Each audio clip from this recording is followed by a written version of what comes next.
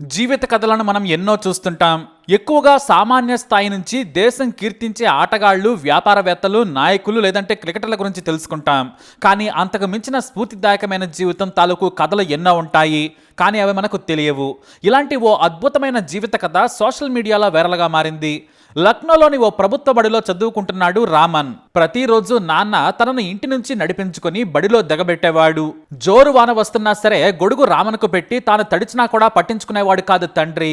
పైగా మరో చేతిలో అతను చెప్పులు కుట్టే సామాగ్రి బరువుగా ఉంటుంది. అయినా కూడా పట్టించుకోడు. ఒక చేతిలో కొడుకు పుస్తకాల సంచి, మరో చేతిలో తన చెప్పులు కుట్టే సామాగ్రి. కొడుకు చదువుకునే స్కూల్ దగ్గరలో చౌరస్తా దగ్గర ఓ మూలన చెప్పులు కుట్టేవాడు. షూస్ కి పాలిష్ చేస్తూ ఉండేవాడు రామన్ తండ్రి. తన భార్య, ఇద్దరు ఆడపిల్లలు, కొడుకును పోషించుకునేవాడు. చేతుల కష్టం మీదనే కుటుంబాన్ని పోషిస్తూ ఉండేవాడు. హాయిగానే సాగుతుంది జీవితం. కానీ హఠాత్తుగా ఓ రోజున చెప్పులు కుడుతూనే గుండెపోటుతో చనిపోయాడు రామన్ తండ్రి. అంతే, కుటుంబం మొత్తం రోడ్డున పడింది. సొంతూరుకు తీసుకెళ్లి అంత్యక్రియలు జరిపించింది రామన్ తల్లి. ఆ తర్వాత మళ్లీ లక్నో నగరానికి బతుకు తెరువు కోసం వచ్చింది. తల్లి చిన్న చిన్న కూలి పనులు చేస్తూ ముగ్గురు పిల్లలకు కడుపు నిండా భోజనం పెట్టింది. కానీ కొడుకును చదువుకు పంపించలేని స్థితి. నువ్వు కూడా నాన్న మాదిరిగా చెప్పులు కుట్టి పోషించమని చెప్పింది తల్లి. అమ్మ కష్టం చూసిన రామన్ సరేనన్నాడు. కానీ తనకు చెప్పులు కుట్టడం రాదు. దీంతో షూ పాలిష్ చేస్తే డబ్బులు వస్తాయని అమ్మ చెప్పింది. ఇక నాన్న కూర్చున్న చోటే కన్నీళ్లతో షూ పాలిష్ చేస్తే 20 రూపాయలు అని బోర్డు పెట్టాడు రామన్. కానీ తనకు షూ పాలిష్ చేయడం సరిగా రాదు. నాన్న చేస్తుండగా అప్పుడెప్పుడో చూశాడు. తండ్రి తన కొడుకును చదివించాలనుకున్నాడు. కానీ జీవితం తిరగబడింది. అయితే ఓ రోజున ఓ కస్టమర్ వచ్చాడు. ఆ కస్టమర్ షూ కాలికి వేసుకుని పాలిష్ చేయమన్నాడు. చిన్న చేతులతో తడబడుతూ చూస్తుండగా తెల్ల ప్యాంట్కి బ్లాక్ కలర్ అంటింది. నీకు పాలిష్ కూడా చేయటం రాదని తిట్టి డబ్బులు ఇవ్వకుండానే వెళ్ళిపోయాడు.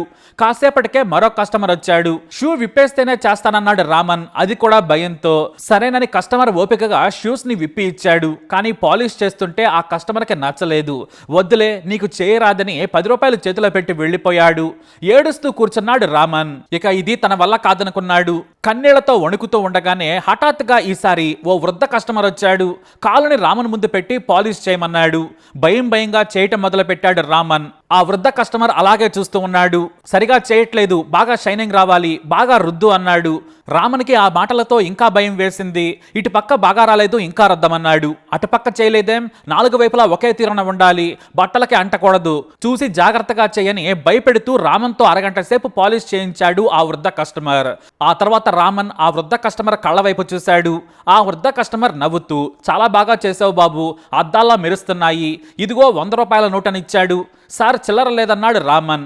అక్కర్లేదు, నువ్వే ఉంచుకో, ఏడిస్తే పని రాదు, నీ చంపల మీద కన్నీళ్ల మరకలున్నాయి, ముందు అవి తుడుచుకో. షూ పాలిష్ బాగా చేశావు, ఇలానే బాగా ప్రాక్టీస్ చేయి, బ్రష్ పట్టడం నేర్చుకో.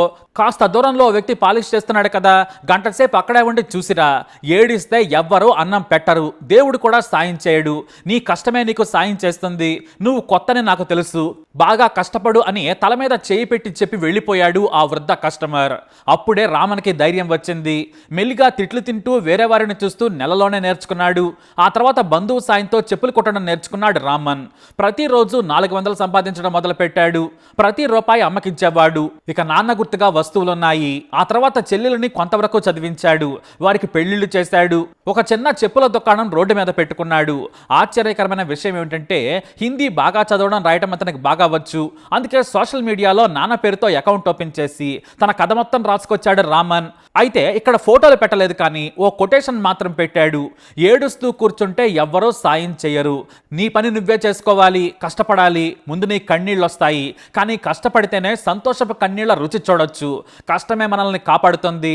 నేను రోజుకు 12 గంటలు కష్టపడతాను. ఆ వృద్ధుడు చెప్పిన మాటలే నాకు స్ఫూర్తి. ఆయన ఇచ్చిన 100 నా జీవితం మార్చింది. నేను జీవితంలో సక్సెస్ అయ్యాను, అమ్మ భారం దించేశాను, నాన్నకంటే గొప్పగానే తన చెల్లెళ్ళ పెళ్లి చేశాను. కానీ నాన్న తనను చదివించాలనుకున్నాడు, అదే తీర్చలేకపోయాను. కానీ ఇప్పుడు డబ్బు సంపాదిస్తున్నాను, అందుకే కొత్త ప్రయత్నాలు మొదలు పెట్టానన్నాడు రామన్. ఎంతకంటే విజయం మరేముంటుంది. కేవలం 26 ఏళ్లకే జీవితంలో విజయం సాధించాడు రామన్. ఇక్కడ కోట్లు లేకపోవచ్చు, కానీ బాధ్యతలు తీర్చాడు, ఇంకా తీరుస్తున్నాడు. తాను ఇంకా జీవితంలో ఎదగాలనుకుంటున్నాడు. ఈ కథ వింటే స్వయం కృషిలో చిరంజీవి గుర్తొస్తున్నాడు కదా. ఇలాంటి వారు మన చుట్టూ ఎంతో మంది ఉన్నారు. అలాంటి కథే రామన్ కథ. మరి రామన్ కథపై మీ అభిప్రాయాన్ని కమెంట్ ద్వారా తెలియజేయండి. తప్పకుండా ఈ వీడియోని లైక్ చేయండి, షేర్ చేయండి, మా ఛానల్ని సబ్స్క్రైబ్ చేసుకోండి.